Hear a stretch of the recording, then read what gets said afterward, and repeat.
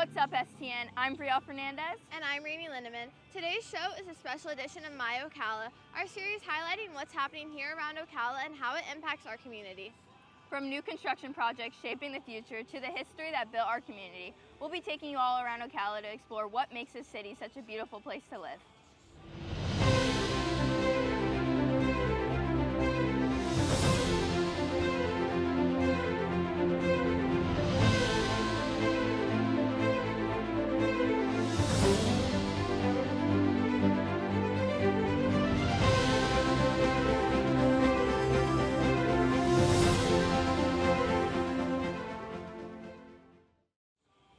Let's kick things off with a topic you might notice every time you drive through town: construction.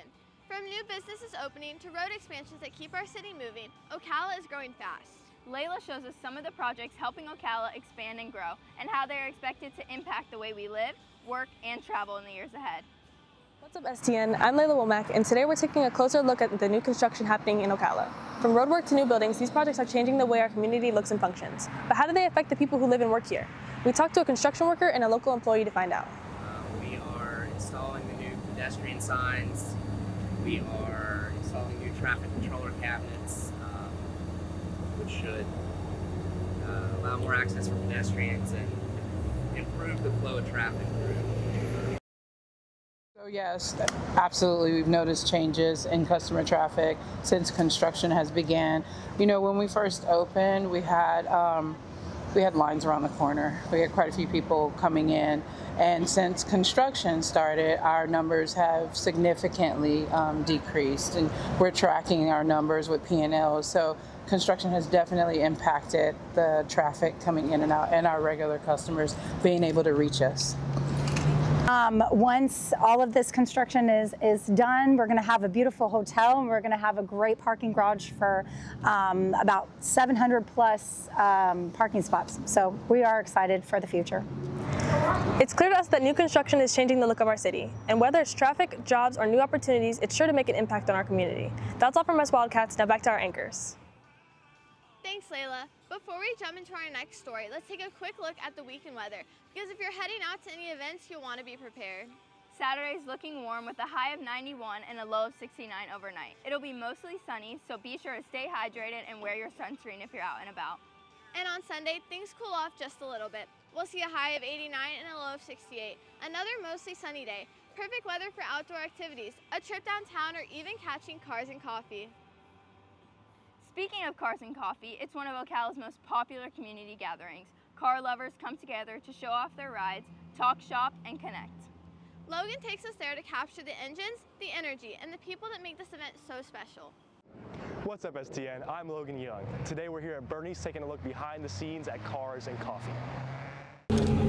Cars and Coffee has been an eye-catching experience at Bernie's for the past 5 years, with the auto shop officially hosting the events in 2023. From JDM, classic, and modern muscle, enthusiasts gather to share stories and show off their rides. It's become a staple weekend stop for car lovers across the area. What do I enjoy most about being with the other car enthusiasts? Well, first of all, it's the camaraderie. I've been doing this since I was in my early 20s, building cars, and there's always a nice group of people that intermingle with, and even the folks that come out to look at our cars. They're always nice, and it's nice to meet new people.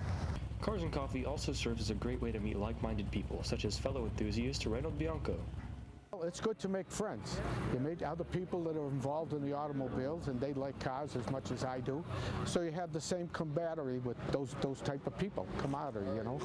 And you get to talk about your car and what they have, and it become friends.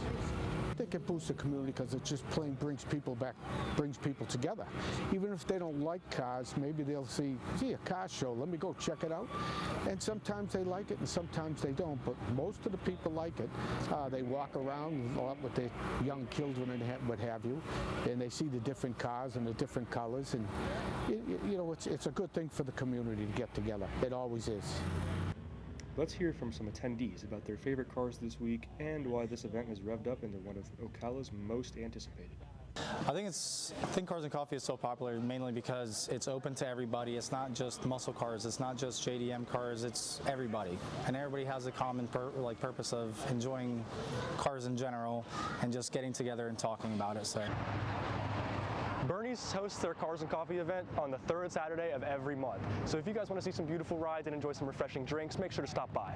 Well, that's all we have for you today, STN. This has been Logan Young, and now back to your anchors. Thanks, Logan. Ocala is also making a name for itself in the world of film, and one big reason is the Ocala Film Derby. This event gives student filmmakers, independent creators, and even professionals a chance to share their work with a live audience. Jerry takes us behind the scenes to show how the Ocala Film Derby sets up for this festival, from the equipment and the venues to the excitement on opening night. What's up, STN? My name is Jerry Greaves. We're here at the IHMC to see what's been going on to set up for this year's Ocala Film Derby. The Ocala Film Derby is a 4-day-long film contest where aspiring student filmmakers from all Marion County schools compete to make the best film.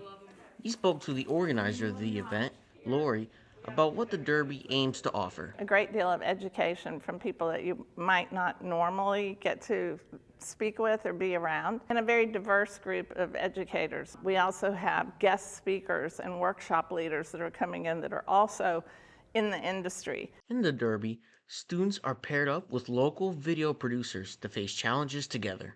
Of course, the big thing is developing those relationships through your interaction with those people. I think 5 seniors that left the Film Derby last year that all had paid internships this summer. Then, of course, we're giving out $15,500 worth of scholarships this year. This year aims to bring new and exciting additions to the event. We have some very different things planned for how the workshops are run this year. Very interactive workshops. Different plan for how locations are done this year. And then there are a few surprises with some guests. Through the mentorship program, they take in local industry leaders to help guide groups in the Film Derby, one of which we spoke to. Well, the reason I chose to be a mentor at the Ocala Film Derby was, well, first, part of mastery is being able to teach things as well. So I wanted to give back. I wanted to test myself and see how I can help other students and hopefully win. It was a beautiful opportunity and I had to say yes. Mike has hopes for how the mentorship program will help the students. I hope that they are able to expand their horizons. They're able to have a fun opportunity to learn, to work with students and help build up the next generation of filmmakers. I hope that they get inspiration from the Film Derby to continue to work in the industry, to continue to up their skills. We can't wait for this year's Film Derby and see what these aspiring filmmakers can create. Once again, this has been Jerry Greaves. Now back to our anchors. Thanks, Jerry. Now you can't talk about Ocala without mentioning the horses. They're a part of who we are. Known as the horse capital of the world, Ocala's horse farms and equestrian culture have made a mark on the entire country. Viola Beth takes us into the past to explain how horses become such a big part of our identity and what that means for our future. What's up, STN? My name is Viola Shepherd, and I'm here in downtown Ocala in front of some very artistic and historical horse statues. These horses may seem like colorful decorations, but they each tell a different story. Today we're taking a deep dive into the history and culture that these horses show.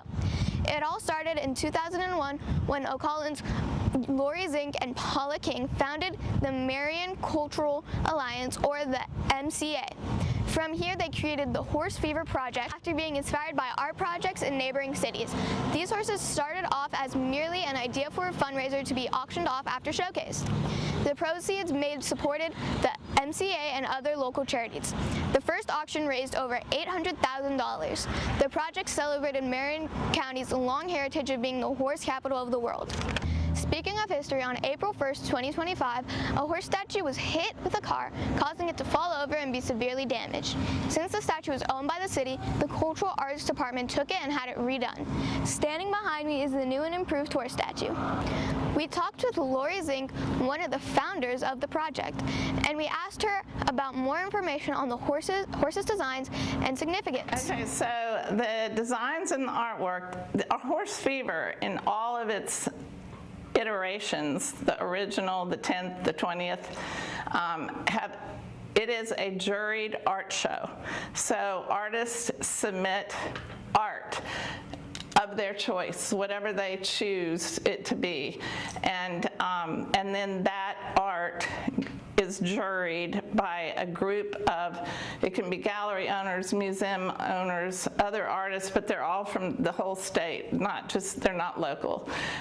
And then those designs that are selected become the pieces that you see now.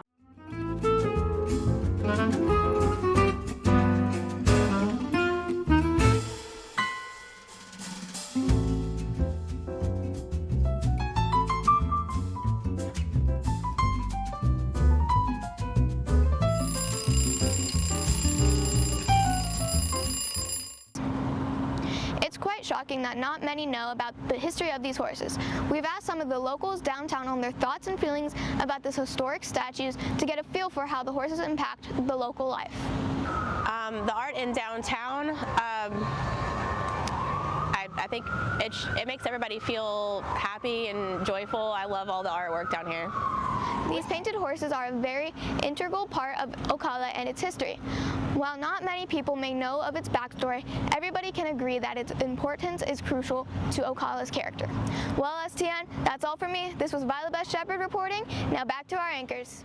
Wow, what a tour of our hometown. We saw how construction is preparing Ocala for tomorrow, how Cars and Coffee keeps our community connected, and how the Film Derby gives creators a stage.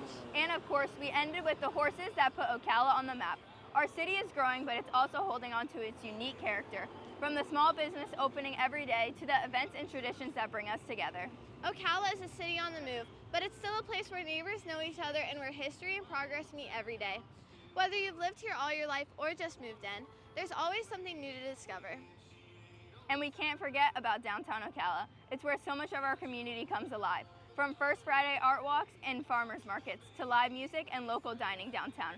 Brings people together and reminds us what it feels to have some small town pride. It's events like those that keep Ocala connected, help our local businesses thrive, and give us all a chance to slow down and enjoy what makes this city so special. That wraps up this special edition of My Ocala.